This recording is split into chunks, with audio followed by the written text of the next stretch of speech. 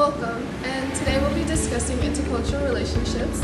And our guest here today is Calvin, and he's from Seychelles. Would you like to introduce yourself? Okay. My name is Calvin Spana. I am 21 years of age. As she said, I come from a small island called Seychelles. I've been in Malaysia for 2 years. I'm currently in Sem 4 at Taylor's University. Awesome. So why Malaysia? I was interested in finance and economics, and Malaysia, in particular Taylor's University, had the particular course I was interested in, as opposed to other universities I've checked. So I opted for Malaysia instead. Sure. So before coming to Malaysia, did you have any perceptions of how you view the country? I did a lot of research before coming here, and so I kind of had an idea of what to expect because according to my research, we have the same weather and we have a diverse culture just like Seychelles here in Malaysia. So I thought I would adapt well to Malaysia. So. Sure, that's good. Also, you did mention there's diverse culture. So is it similar to the culture that's in Seychelles? I mean, it's not so similar. There's diverse culture, yes, but as compared to Seychelles, Malaysia is largely dominated by the Islamic faith, whereby Seychelles we are dominated by Christian faith. But we do have Islamic faith, it's just not as relevant as it is here in Malaysia.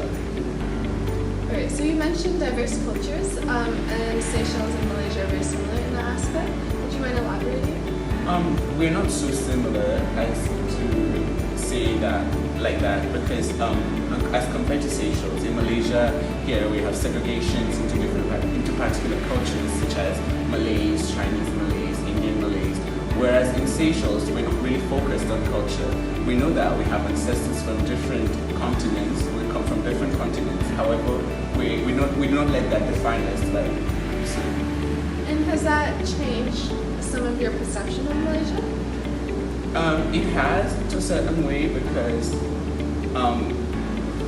here people have a lot of emphasis on their backgrounds and their cultures, whereas compared to Seychelles, we're not really into our backgrounds and our ethnic backgrounds in itself. So, was your expectations different from reality?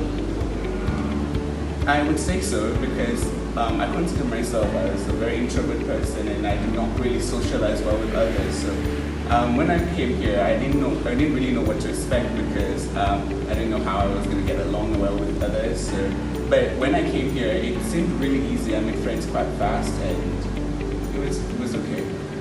So have you had any good or bad experiences forming relationships with members of this culture? I mean, I've had some good experiences, but I would not discount the bad as well because it has happened as well. Whereby, upon looking at you, you're perceived to be from somewhere else just because of the color of your skin or how you talk, but when it's actually you're from Seychelles, where they classify you as from Nigeria or other countries or African countries because of the color of your skin. Sure. So, have you had any bad experiences? I mean, I've had a few bad experiences. For example, this one time last week when I went to my friend's apartment, and at the security guy down there at the dark house, they were like, they looked at my friend because there was two of us. So he looked at my friend, and she was like, "Okay, you can pass." But then when the guard asked my friend that if I was with her as well, she said, "Oh yeah," and then she said, "Oh no, we're not allowed Nigerians in the building." And I was like, "Excuse me, I'm not from Nigeria." And then he asked to see my iPad, and I'm like, "Here you are, I'm from Seychelles." So after I showed him and everything was okay, he's like, "Okay, fine, I'm sorry, you can pass through." Okay, so how has this affected you personally? Is this something that you can take away and apply it to every single relationship that you have with somebody of a different culture, or do you perceive a different person of a different culture differently? I mean, it's different for different people because for some of them, like when they come up to me, they originally ask where I'm from firstly, and then they don't make assumptions as first then. So it's different from different people that I meet. Some just may judge you from the spot, and some just accepts you and asks you questions before they make any conclusions about you. Oh yeah, absolutely. And so far, in general, of your time here in Malaysia, is this something that you would, recommend to your family as well? I mean, I would definitely recommend Malaysia to my family or my friends because in all, it's a very good country. It's a great country. There's a lot to do. There's a lot to see. There's a lot to learn. So I would definitely recommend Malaysia. And do you think their perceptions of the experiences you have would make them stray away or come? I mean, most of my family, I think they're matured enough to know how to handle themselves should they come faced with one of these kind of situations. But yeah, I think they should be okay.